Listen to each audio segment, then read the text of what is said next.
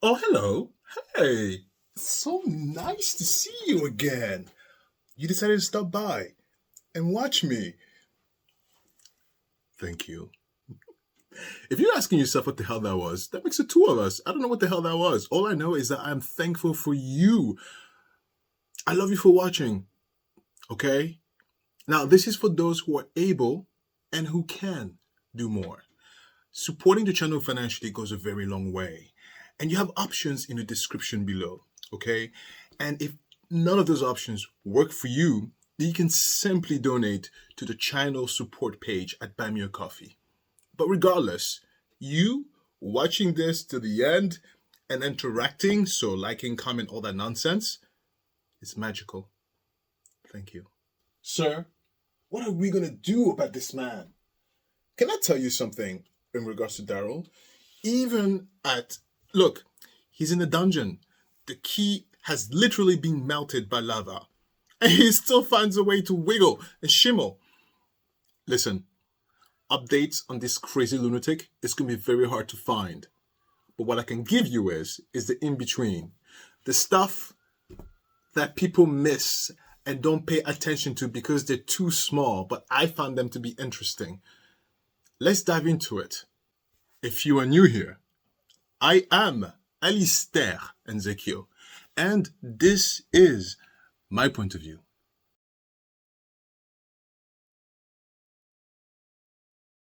I want to go through memory lane really quickly. I want to remind you of an interview he had in 2021 because I want to address something about that. Okay, so let's check this out. And he did the interview with Fox.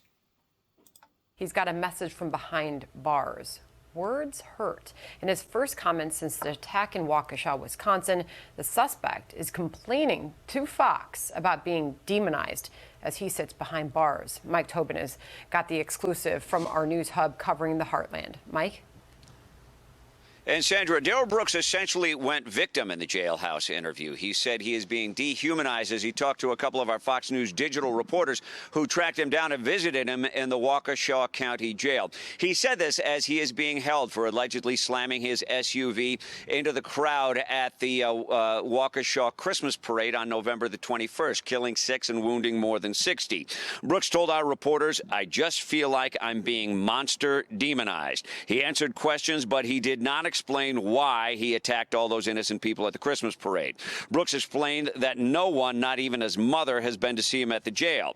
His mother did release a statement to the local CBS affiliate saying Darrell has suffered from mental health issues since he was very young. In those years, he received counseling and was on medication. When he became adult, a decision was made that he no longer suffered from a mental illness.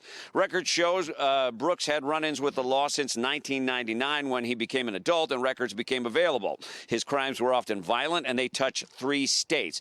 His mother said jail is not the answer because they get released back into society sicker than when they entered. We all see what a tragedy that can turn out to be. We know last February, Brooks was released on a $500 bail after allegedly shooting at his nephew. Then days before the Christmas attack, a $1,000 bail after allegedly running over his girlfriend with the same SUV used in the attack. A court document noted that Mr. Brooks is diagnosed with a serious and persistent mental illness, which he is not receiving treatment for. Court documents also contain a chart that essentially evaluates the risk of more criminal activity, and Brooks scored a 6 out of 6. Sandra? Okay. So, what's really important for me first to clarify before we go any further, I want to clarify a few stuff that the interviewer did say. Number one is that the SUV used was Don Wo's SUV. It was not his car. Don Wo's is Darrell Brooks' mother. So Darrell Brooks used his mother's car to commit the massacre. So his mental illness situation here is not what caused him to commit the massacre. I want that to be very, very clear. And the third thing is that in that interview, Darrell Brooks said he was dehumanized and demonized. Okay, and what's important here is that Darrell Brooks is not a victim. All right, I need to clarify that in case there's anyone who's watching this for the very, very first time. In that same interview, something struck me that was very important. And in my notes, I pointed out the fact as to why was that interview cut short. And I'm going to read to you what the report about the interview itself says. It says, according to Brooke, that he's very close to his mother, but he hasn't spoken to his family ever since the incident. Okay, timeline. Obviously, he spoke with her during the trial, but this is in 2021 when the incident happened. So despite not speaking with his family member, he called his mother, her being very close. And after a few minutes of conversation, shortly after, when he learned his mother had released a statement on his mental health, Brooks put down the phone and rose from his chair. Two flanking correction officers shielded him from view, but the sound of what may have been sobbing rattled the receiver. So as soon as he found out that his mom was telling the press that he was having mental situation, he got up and started crying. I'm going to explain to you why this is an important piece of information. And to give you a little bit of insight, when I do my reporting, I'm not a journalist. I do take a lot of notes, but I categorize those notes as to why I'm taking them. And a lot of the times when I write those notes down, it's because something about it just strikes me. And when I found out the fact that why would he cut an interview short the moment he realizes his mom is saying, defending him, right? Why would that be an issue to just stop everything? Darrell Brooks is crazy. And Darrell Brooks is absolutely a stoop. But Darrell Brooks is a slime. He's an opportunist, just like his mom. And so I put it into my notes. And then fast forward. Now we are November 16. He is sentenced. By the judge with the good hair. She's so awesome. November 16, he's sentenced. Between this interview on November 21st, 2021, till his sentence, November 16, 2022, the stuff that happened in between, from the coverage, he became a star. Darrell Brooks became a star. His notoriety, I apologize if I butchered the word. It's one of the difficult words to say. He became a star. And guess what he wanted? Guess what he wanted? Money. He wanted to be compensated for that stardom. He felt like, you know what? You are all not going to make money off of this, and I'm going to get a penny. This is what Darrell Brooks is thinking. Because, and I'll tell you why. Because up here, I write, when I found out that 2 days after he was sentenced, and I saw that, I put it down, I saw it, he was asking for money. So, a network, I believe New York Post. Yes, the New York Post. A network requested an interview with Darrell Brooks after he was sentenced. And he acted completely a fool. Now, why is November 18 a very important day to me? I'll tell you why. Because that is 2 days after he was sentenced. And in Darrell Brooks' mind, he already knew he was going to appeal. So the appeal is nothing new. Nothing new. What's very shocking to me is that on November 18, when the network requested to talk to him, he agreed. But everything's starting to be weird the moment everything was set up for the interview. And he knew he had the appeal coming up. So I believe the request happened before the appeal. Now, obviously, Darrell did not sign a release form. So this is purely hearsay, so to speak, from the reporter that was there. But why would he lie? Listen to this. Once everything was set up for the interview, Brooke hid from the iPad's camera as the interview began. The camera cut away from Brooks to show a man in a nearby cell who glared and squinted to see the reporter. "Nobody's going to talk to you, clout chaser," the male shouted before falling silent for the next 15 minutes. Brooks suddenly spoke up, but in third person, posing as a family friend, declaring, "If you want to talk to Mr. Brooks, you're going to have to send a check to Mr. Brooks." He continued, "I would have to ask him how much, but I'm sure it's going to be a pretty penny. I don't think that's fair to him to give free interviews and he's not getting compensated for it. The only thing I can say is, if you want to interview, you're going to have to pay. You have a great day. God bless you. And then again, remain silent for the next 25 minutes of the video call. So I'm going to tie this interview with the interview that happened November 21st and why Don Woods also fall into this mess. Okay. First of all, isn't that ridiculous? Look, I'm going to act. Look. This is why God, you put me to do what I'm doing now because you knew I'll be fired in every job I'll be. Listen to me. I'm going to affect you how this interview went, and then we're gonna laugh together about how ridiculous this was. Okay? So you are the interviewer. I'm Darrell, and let's go. Okay? I'm in a cell. All right? Oh, jeez, Darrell, you're so stupid. Hi, I'm Darrell Brooks' cousin. Hey, if you want to talk to Darrell Brooks, you're gonna have to pay him, okay, like $1 million, and then you have to pay him like $500,000 for the taxes, okay? I mean, it's not fair. It's not fair that, you know, if you want to talk to Darrell Brooks, that he doesn't make any money out of it, okay? Ridiculous, right? That's pretty much how the interview went. If I was the interviewer, I'll be laughing. I'll probably get fired because they'd be like, Alistair, you can't be laughing on a job like that. No, I'd be on the floor laughing, gagging, gasping for air. It's so ridiculous. Follow along with my story. It will all make sense at the end. All right? So now that I've connected 2 dots already, because there's 4 dots to connect, I've connected 2 dots. The interview on November 21st and the interview on November 21st, 2021 and the interview on November 18, 2022. Why those dots are connected, it's because Darrell wants money. Darrell always wanted money for the notoriety that he was getting. And he, remember, he's a little cuckoo. He believes that Don Woods is getting some money off his back. She's not innocent because she tried. And so in Darrell's mind, he believes he's entitled to money. Okay, let's move along. Here's the 3rd dot that we're going to connect. Don Woods, Darrell Brooks' mother, and Mary on the Wall, which is Darrell Brooks' grandmother, ever since the sentencing day on November 16, they have been going on this little crusade to become the spokesperson of mental illness in the prison. Okay, so. And as we all know, they've talked. Ever since November 16, they have been trying to get interviews.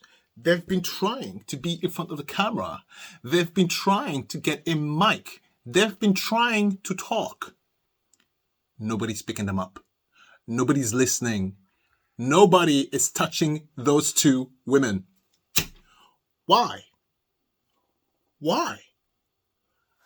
This man was sick for 39 years, according to them.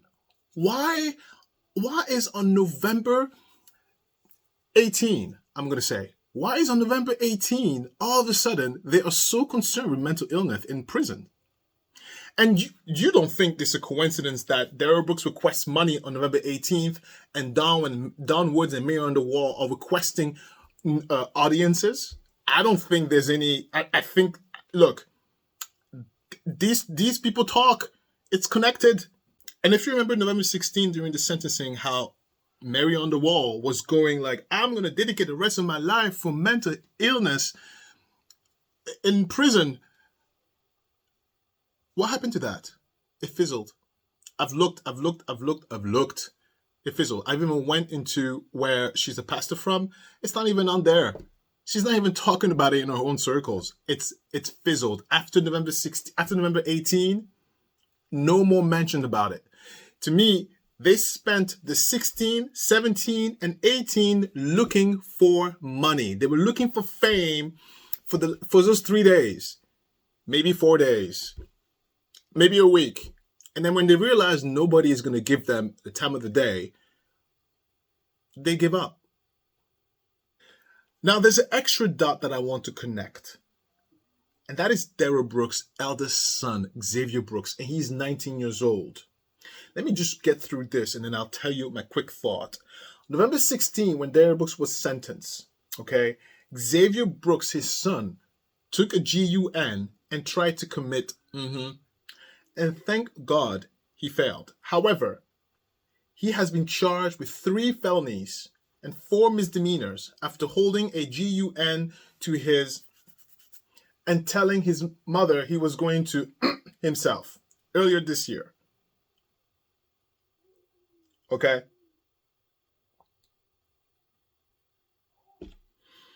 He was sentenced. Look, the story about his son, I'm not even going to go too deep into that, but the son, 19, teenager, impressionable. Listen, teenagers are kids. Teenagers are children. If you're 20 years old and watching me, you're a baby. Do you understand? Listen, that teenager gone through hell and back, dealing with a dad like Darrell Brooks, committed or tried to commit something. And this is what the grandmother, Dawn Woods, the great-grandmother, Mary on the Wall, and his own father, this is what they've been doing the day of.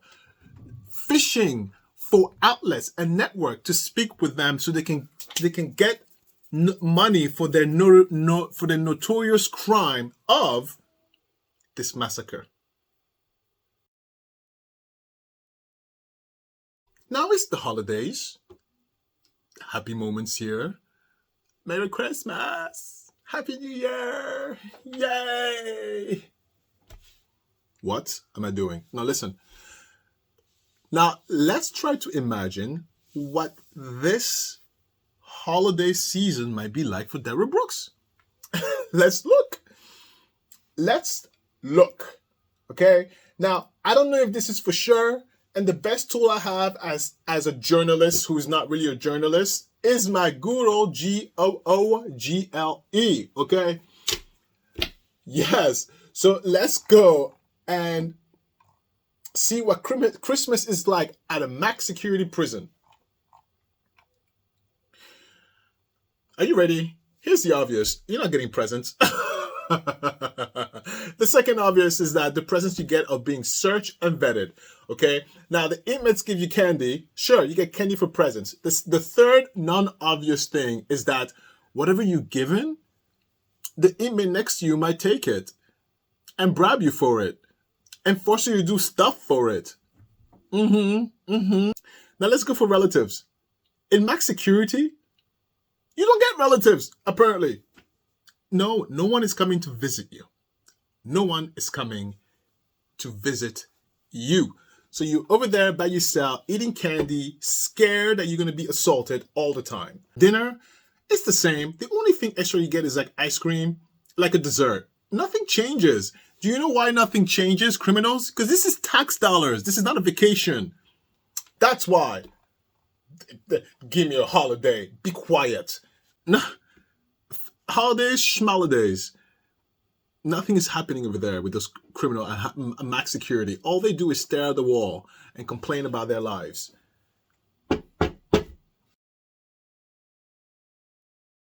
One thing is important to note as well is that Darrell has not spoken, seen, or really talked to any one of his family members ever since he was transferred to Dodge from November 18.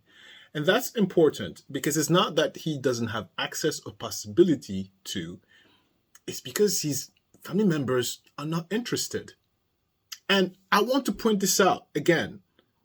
When it comes to his mother and Mary on the Wall, his grandmother, oh, my son, set him free. You go talk to him. That's your son. You haven't spoken to him ever since he was sentenced. Ever since the 18, ever since he was sent to Dodge, you don't give a damn anymore, Don Woods, and you don't care, Mary on the Wall. Yeah. Again, that little period from the 16 all the way down to 7 days later, they were talking a lot, but because they wanted endorsement deals, who's going to give you an endorsement deal? Out of your mind, what company is going to go ahead and put their stamp of anything on you criminals? Who? Maybe the prison food company. Or the truck that drives them. That's not a bad idea. Hmm. No, it's a terrible idea because that's tax dollars. Get out of here. Yeah, yeah, yeah, yeah, yeah, yeah, yeah, yeah. Look, I know this feels like crumbs, but listen, I'll tell you why it feels like crumbs. Because there's not much of an update. This is a max security prison, and he is just rotting in a dungeon cell. I told you 2 videos ago that I still have 2 folders with Darrell Brooks. This is one of them. Yeah. And I have one more. And then I don't have anything else. And then I will have to actually really search for stuff in regards to him. Now, I do scour the internet here and there for any updates and news. I do that as a standard protocol that I put myself in terms of my processes. However, there's not much more left to Darrell Brooks. There really isn't. He's in a dungeon. The door is closed. The key is burned. He's never getting out. That appeal that he's talking about, please. You think people are way smarter than us combined have figured this out. He's not going anywhere. He can appeal in circles. He's not going anywhere. And by the way, the whole Zoom thing, they're just gonna zoom him into his level track because he wants to be seen. He wants money. He lacks his notoriety. No, they can see through that. Besides, he's too difficult to even put up with. They're gonna zoom him into anything else. No, he's never leaving. I guarantee if I was to judge, I would do that. He's never leaving. It's too much of a headache. Take the phone, put the camera over there in the cell, have a seat, look at yourself over there, talk. Yeah. So I think the next update of Darrell we're gonna get is when I think that's the only update we're gonna get. In terms of like his mother and everybody else. No. It's just gonna disappear. And again, it's like poetic justice. Oh, because that's what Darrell never wanted. That was his biggest fear, to disappear. He is disappearing. And he is aware of it. Fitting end. Let's talk about this story. Okay, so usually at the end of each videos, I always share a personal story of mine. And that's that, right? So today I'm going to make things a little bit different. The story is going to be separated into an entirely new playlist. And even though it's not what I want, it's something that I have to do. And I'll tell you why. It has to do with YouTube. But listen, because look, I don't think YouTube is doing purposely. I think it's just this automatic algorithm situation. And so when you look at the viewership that you guys have, which very heavy, very good, it's good. And then when it comes to the story, it's a sharp dip. It's like, whoa, it's a dive. And then it picks up. But the thing is I believe that YouTube algorithm does not like that. And the videos are long. The YouTube algorithm likes consistency, right? It doesn't like to see this, right? And I believe that's one of the reasons why my videos are not being pushed as much by the algorithm ever since the introduction of the stories. There has been, and I've noticed that, and I wasn't quite sure in my mind. I was like, what is causing something I'm doing that's making this algorithm not in my favor? Because my videos are being pushed by you, not by the system. You, we are doing okay, but not because of this algorithm. We're doing okay because you watch and you interact, right? And it always feels like I'm on the edge of the abyss, right? And so I'm trying to understand, like, what is it that I'm doing that's making the algorithm try to bury this every video that I make. If you were not watching, I will be under the ground, buried. Honestly, it's not being pushed automatically. It's being actively pushed by you. So when I look, I've done many things. I've tried posting different time. I've done many things. I've tried to be consistent in my content. Like, there's a lot of stuff I've been trying, but there's one key denominator that I haven't really changed. It's this dip. It's a very consistent dip. It's every video has the dip. And like, I wonder if it's the dip. So conclusion is that this, so the people who are interested in the commentary, great. People who fall off, fine. People who like the story, I post the story in a different segment. And yeah, I just think that the algorithm might not like that dip. So if I remove the dip, then it wouldn't be as stressful. Is it stressful? Yeah, yes, it is stressful. It's stressful because it's important to me that you enjoy it, but it's also important to me that we do well as a channel, right? It's important. Anyway, stay tuned for the stories coming out later on today. Okay, bye. I love you for watching. You're the greatest things ever.